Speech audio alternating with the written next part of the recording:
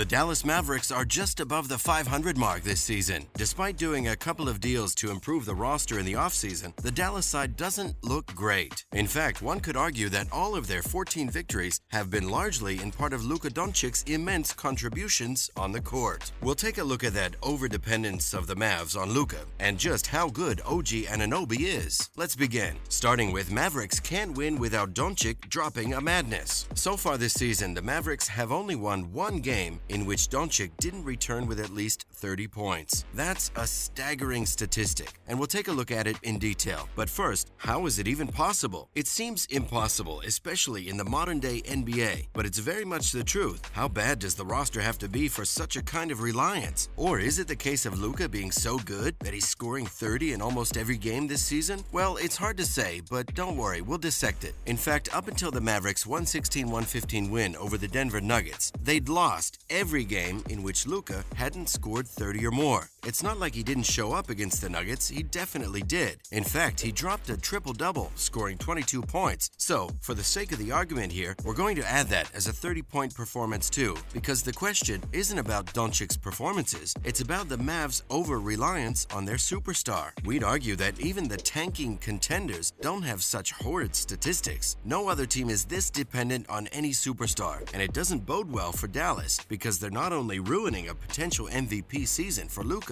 but they're also becoming very one-dimensional. What happens if Doncic gets injured at any point in the season? It's curtains for their season, isn't it? But more on that later. First, is the roster that bad, or is Doncic just too good? So, are the Mavericks too reliant on Luka? Well, duh. So far this season, the Mavericks have been very lucky to have Doncic play 26 of their 27 games. With Doncic playing, the Dallas side won 14 of their 26 games, and obviously lost the only one he didn't play. Well, it's not only about how they win when he plays. No, they need Doncic to score over 30 points or put in a mad performance to win. Well, the man has been averaging 33 points per game, along with 8.4 rebounds and 8.7 assists, not to mention 1.7 steals per game and 0.7 blocks too. He's doing everything for them. And if he has an off game, which at this point could mean anything under 30, apparently the Mavericks just can't win. Insanity, isn't it? Not to mention, the one game that Doncic missed was the one against the Chicago Bulls in Chicago. The Bulls are an unwatchable team these days, and considering they've lost 14 over their 25 games, the Mavericks should have won that one, even without their best player. But as it turns out, they got absolutely destroyed by the Bulls. The final score was a humiliating 144-115 in favor of Chicago. And to put that into context, they haven't scored more than 122 points in any game since late October, and haven't scored more than 124 throughout the season. Yeah, that looks absurd, doesn't it? Well, it is. How do you lose by nearly 30 points to Chicago, man? If we're being honest, the Mavs don't look like making the playoffs. Not to forget, Doncic is in unreal form. While the Mavericks roster stinks, you can't ignore the fact that Doncic, too, has been dropping 30-point performances in almost every game. In fact, he's only missed out on 30 points on 6 occasions so far. 7 if you count the game he sat out, and that shows the problem might not only be with the Mavericks, but also with Luka's immense form. Even when Luka is playing extraordinarily, the Mavericks can still lose. For instance, he dropped a double-double with 35 points and 10 assists, but Dallas couldn't defeat the Pistons and lost in overtime earlier this month. But the over-reliance fact can't be ignored. The Mavericks' worst run came in November, when they lost 4 consecutive games,